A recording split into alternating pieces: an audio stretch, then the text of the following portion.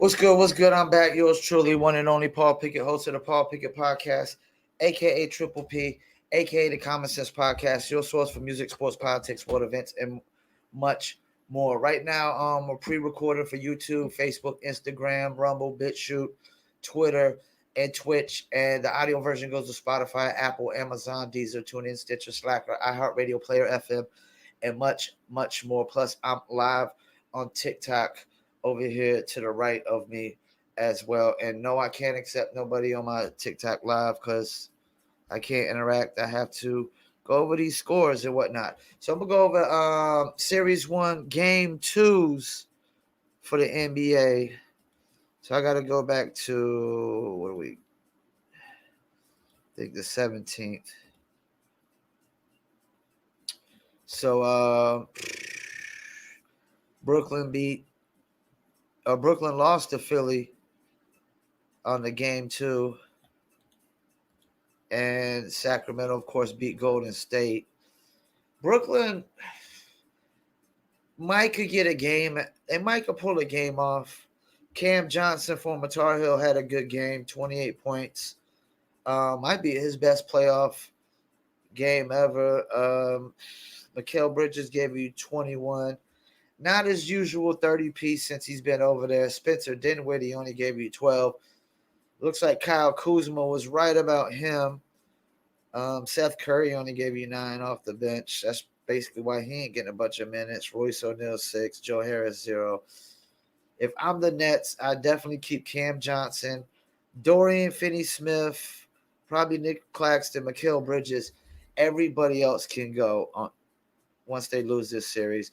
Philadelphia, you got 20 from Tobias Harris with 12 rebounds, 20 from Joel Embiid with 19 rebounds, 7 assists, 3 blocks, and a steal.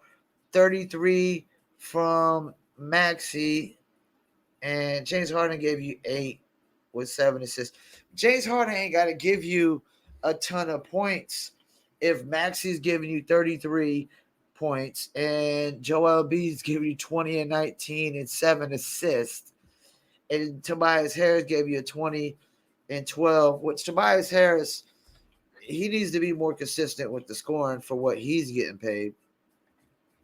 But they're up 2-0, and they should be because the Brooklyn Nets don't have a all-star per se or a superstar, even though I do think Mikal Bridges will be an all-star next year.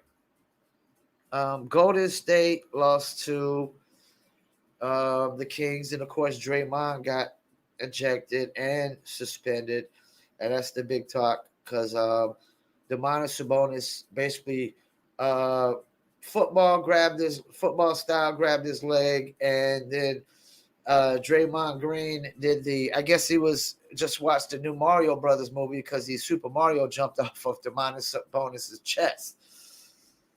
And Fox and Sabonis both scored 24 points in this game. Sabonis gave you 24 with 9 rebounds, 24 and 9 assists from Fox. Davion Mitchell gave you 14 off the bench. Monk gave you 18. Malik Monk has been a very, very valuable asset off the bench, probably the number 1 scorer off the bench. Kevin Huerter gave you 15 and 13 from former Tar Heel Harrison Barnes. Keegan Murray didn't do much. He only played 16 minutes and only shot 1 shot. I don't know if he got hurt or if he just wasn't playing well. On the Warriors side, you got 22 from Andrew Wiggins, 21 from Klay Thompson, 28 from Steph Curry, 13 from Gary Payton II, and Jordan Poole didn't do much. 21 points from Klay Thompson isn't enough. He was also a negative 11. Right now, man, Klay Thompson is the weak link. I would start Jordan Poole over Klay Thompson and bring Klay off the bench. And that way you put a chip on his shoulder right now because I think Jordan Poole is a better scoring asset to have out there starting than Klay Thompson, in my opinion. Let's pull up these other games. Of course, Atlanta lost to Boston again. I don't expect Atlanta to win a game in this series. If they do, it'll be game 4 when they're down 3-0. It's like super desperate, and Celtics might just get complacent and take their foot off the brakes a little bit.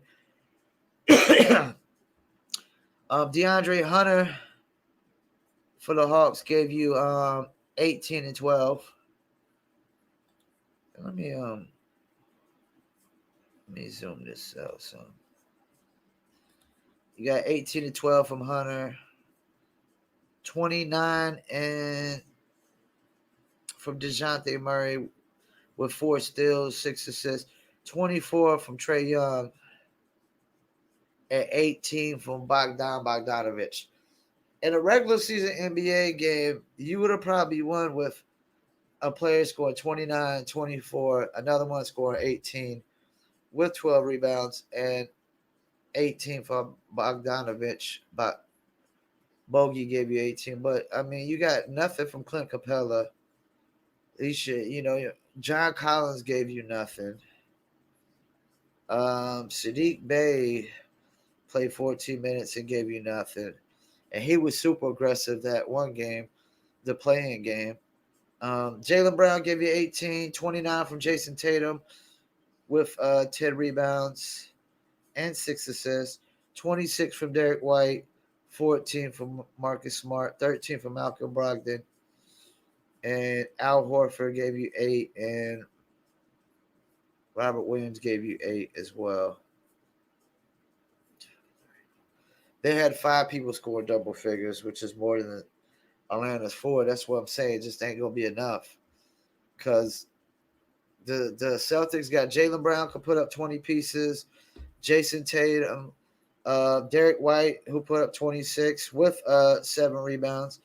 Marcus Smart gave you 14 with 6 assists, 3 steals, and 5 rebounds on 1 turnover.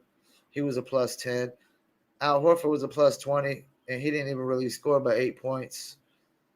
Malcolm Brogdon, I mean, he could put up 20 points off the bench on any given night. He was only had 13 points, and he was a plus 20 because he also had 8 assists, 7 rebounds, a block, and a steal on 1 turnover. Celtics right now, man, are looking like, and right now in the playoffs, they're looking like the favorites to come out the East. Cavs, Garland pours in 32 for the Cavs. They even the series with the Knicks. RJ Barrett gave you 14, 22 from Randall with 8 rebounds, 20 from Jalen Brunson, but he was a negative 10. Everybody was a negative pretty much. Negative 29 for Josh Hart. Nobody did nothing off the bench except Emmanuel Quickly with 12 points.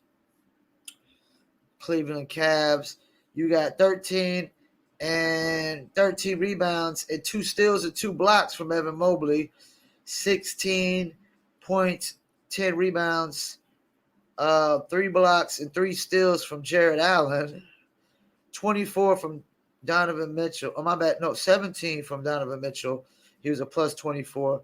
He gave you 13 assists with 17 points because Darius Garland gave you 32, and Karis LeVert 24 off the bench. That's another thing. You got Karis LeVert coming off the bench. You got Cedi Osman coming off the bench. And you got veteran Danny Green. The Cavs are going to be interesting in the playoffs. I like to see how far they could go. Because Danny Green was a nice pickup for them, a veteran piece. But Cedi Osman and Karis LeVert coming off the bench is 2 of the best bench scorers you could probably have in the league to go with this 5 that you got. And I got Cavs winning that series. Booker erupts for 38, and Suns bounce back victory, tie it up. They beat them 123-109 over the Clippers. 31 points from Kawhi Leonard. Kawhi Leonard is doing his thing. Russell Westbrook actually gave you 28 points in this game with 5 rebounds, 5 assists, and 2 blocks. He was a negative 13, though, still. The game when he actually scores a lot, they lose, and he was a negative 13. Eric Gordon only gave you 12 points. He was a negative 17. You got 22 off the bench between Norman Powell and Terrence Mann, but it wasn't enough. Torrey Craig put up 17, 25 from Kevin Durant with 5 assists, 6 rebounds, 1 steal, 2 blocks. He did have 5 turnovers, though. 14 points, 13 rebounds from Ayton, 38 from Booker with 9 assists, 16 and 8 assists from Chris Paul with a steal, a block, and only 1 turnover. You didn't really get much off the bench, but all the starters scored in double figures. And they all scored over 14. So, yeah. And the Suns, like, they're going to have to rely on their starting 5 to really blow people out. I don't know how well that's going to work in the playoffs when you normally have to rely on a 7 to 9 man rotation. You got to tremendously rely on them. All right, last night's games. Memphis. I mean, these games they're kind of interesting. 2 of the games are interesting. Like, I had Lakers winning the series over Memphis, but if you can't even beat Memphis without Ja Morant, you don't deserve to win this series. You let Xavier Tillman put up probably the best game of his life. They won 103-93 over the Lakers. See, LeBron had 28 points, but he was a negative 17 with his 12 rebounds. Anthony Davis had 13 points, 9 rebounds, and 5 blocks. Like, Anthony Davis is definitely doing his thing on the defensive end night in, night out. He only took 14 shots and only made 4. Anthony Davis hits his shots, they probably win this game. And D'Angelo Russell. Like, that's the thing. Like, they literally blew this game. D'Angelo Russell was 2 for 11. I mean, he just hits a few more shots, and Anthony Davis hits a few more shots. They win this game. They really do. Rui Hachimura gave you 20 points off the bench. He's put up 20 points both of his playoff games with the Lakers. D'Angelo Russell only gave you 5 points, which, like, I don't know, man. Like, it almost seems like it'd be better to have Russell Westbrook and Austin Reeves right now. Like, Austin Reeves starting with Russell Westbrook, because D'Angelo Russell, this is always going to give you in the playoffs, man. It wasn't worth it. Let's go to Memphis without Ja Morant. You got 12 from Dillon Brooks, 18 from Jaren Jackson with 9 rebounds, 22 from Xavier Tillman with 13 rebounds. He was leading scorer for Memphis, 17 from Desmond Bane, 10 from Tyus Jones with 8 assists, 13 from Luke Kennard off the bench, and you got 9 from David Rodley. Lakers don't deserve to win this series, man. If you can't beat Memphis without Ja Morant, and you got LeBron James, Anthony Davis, D'Angelo Russell, Austin Reeves, Jared Vanderbilt, Rui Hachimura, Dennis Schroeder, Troy Brown, and Malik Beasley, who all played. No way, no how do you deserve to win. Miami Heat, that's another one. They lost to this was opportunity, man, to make, like, if they needed to win this game. No Giannis. They won last game when Giannis got hurt. No Giannis. Duncan Robinson ends up starting because Tyler Hero's out. He puts up 14 points, 25 from Jimmy Butler, 18 from Bam Adebayo, Max Strauss and gave you 4, and 16 from Gabe Vincent. And Caleb Martin 15, and Victor Oladipo 15. This is the problem. Their starting guards for Miami just can't give you enough.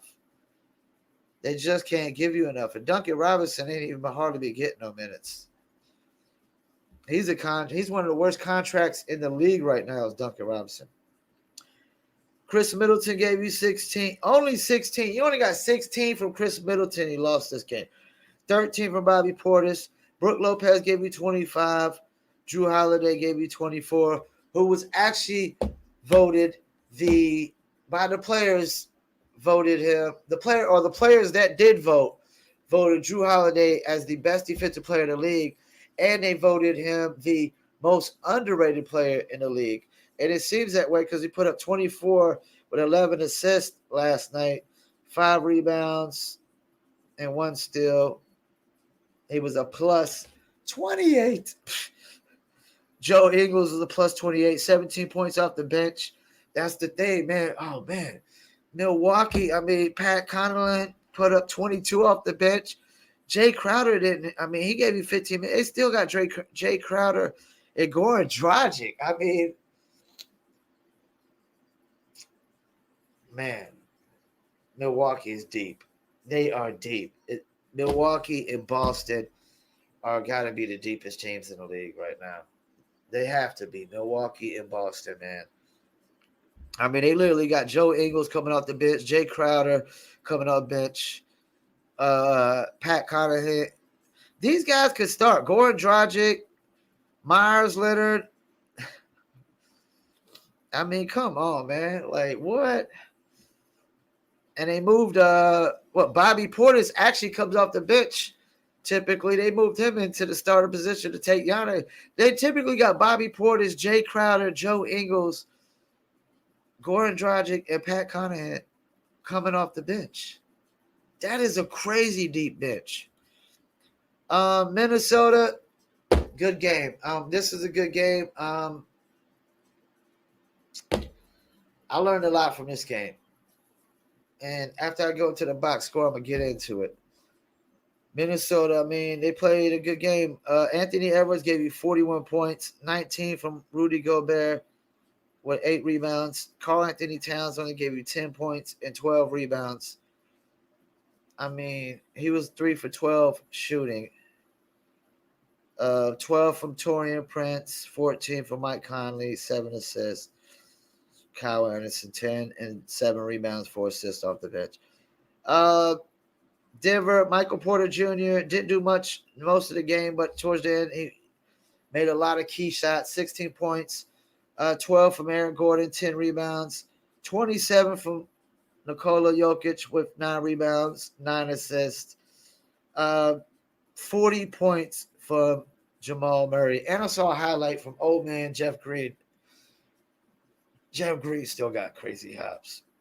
40 points from Jamal Murray. Jeff Green gave you 11 off the bench. Oh, man, Jeff. This is what I learned from this game. Minnesota, they might could win a game at home, maybe. But this is what I learned. Minnesota went all in a year too early. Why do I say that? Because Anthony Edwards isn't quite ready. He ain't quite ready yet. Anthony Edwards isn't quite ready yet. And he's averaging 24, 5, and 4 for the season. He's only got 2 years under his belt. Like, we gotta pump the brakes. This needs to be probably Anthony Edwards' team. I don't know if they should keep Karl-Anthony Towns, but if they do, he's got to understand and realize this is Anthony Edwards' team. You're the number 2 guy. They went all in a little too early with this Rudy Gobert thing because Anthony Edwards isn't quite ready yet. They probably need to move on from Karl-Anthony Towns just so people know it's Anthony Edwards' team. And they could have went all in with a lot better player than Rudy Gobert.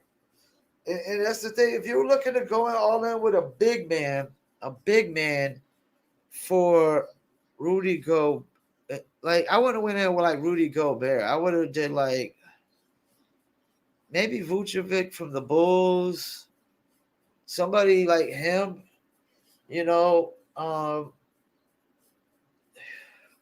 don't know why you couldn't have went all in with a point guard. You could have like really would have been all in, would have been getting like um DeJounte Murray like Atlanta did last year, or try to get Trae Young this coming up year, or even Kyrie Irving when he was up for trade. Even though he probably would have never went to Minnesota, he probably would have never approved Minnesota. But they went all in a year too early, and probably a couple years too early, because this is Anthony Edwards' team now, and he's only 2 years in the league. So they got to figure out. They gotta have a lot of things to figure out. Do I keep Rudy Gobert? Because like Karl Anthony Towns, I mean, he could put up some points, but he don't play much of defense. Maybe you could get him for a guy. Maybe you could trade him for like a Julius Randle or something, who will clearly be a second or third option, you know. And Mike Conley's getting a little too old. He's probably a 1 year ordeal, but it let me know that they went all in a little too early. Anthony Edwards is too young. Most cats don't really start winning to their 9th year in the league. Anthony Edwards might be a cat that can compete, year 3, year 4. He might could when you're putting up 41-point games in the playoffs. Your second year in the playoffs, second game in the first round. He could be a cat that could compete his 3rd and 4th year. But most cats don't compete to their, 6th, 7th, 8th, 9th years, So let's pump the brakes. They went all in too early, way, way too early. And definitely, and I'm going to just say a year too early, because I think Anthony Edwards would be probably ready next year to really compete. To get like probably, to the second, third round, maybe get to like second round Western Conference Finals or something. But we got to pump the brakes on. This ain't NFL where you can win with a star player on a rookie contract, unless you got the Miami Heat. You got a Shaquille O'Neal, Dwayne Wade, Gary Payton, Jason Williams, Antoine Walker, Antoine Walker was probably second, third leading scorer on that team. Dwayne Wade was the number 1 leading scorer when it came playoff time, and he took off playoff time tremendously. But all year long, that was Shaq's team. Miami first year, and then Shaq handed over to Dwayne Wade afterwards. But let's pump the brakes, man. Like Anthony Edwards don't got a Shaq. Karl Anthony Towns ain't Shaq. Rudy Gobert ain't Shaq. And they don't got no veterans like, Gary Payton, Jason Williams, Antoine Walker, Posley. The backup center was Alonzo Mourning. So if I'm not mistaken, Alonzo Mourning was the 3rd pick in the draft behind Shaquille O'Neal. I think Shaq went number 1. Alonzo Mourning went like number 3. So there's that. You had 2 players that were top 3 in the same draft. And Alonzo Mourning was he was not a scrub. He was for the Hornets. Alonzo Mourning was not a scrub when he was at the Hornets. Larry Johnson, Alonzo Mourning, did their thing every year. They just didn't have enough to get over the hump. So yeah, man. Minnesota went on in too early. And I don't know if the Lakers are going to win this series. I got the Suns beating the Clippers, unless Paul George comes back next game. Bucks will beat the Heat. Even like Barkley made a point, And I think Kenny Smith and them act like it was crazy, but I understood what he was saying. He was saying that, okay, Giannis is out, Tyler Hero's out. So he was saying that the Bucks have a better chance of beating the Miami with Tyler Hero being hurt than Miami has a chance of beating the Bucks with Giannis being hurt. And clearly, I just showed you the bench, how deep the bench is. They got bench players that would be starting on Miami right now. Bucks bench players would be starting on Miami right now. Bobby Portis would be starting for Miami. Joe Ingles would be starting for Miami, especially Tyler Hero's hurt. You know, I mean, the Bucks are deep. They're super deep. I got Cavs beating the Knicks, 76ers, gentlemen sweep or sweeping the Nets. I got Sixers sweeping or gentlemen sweeping the Hawks. I think the Grizzlies are going to beat the Lakers now that the Lakers just didn't capitalize. I still got the Warriors beating the Kings. I'm not a Warriors fan at all. I got no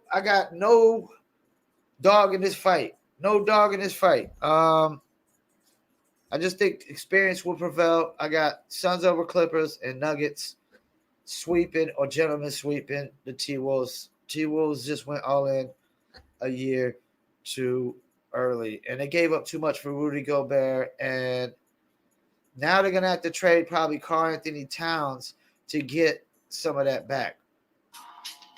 You know, so, yeah.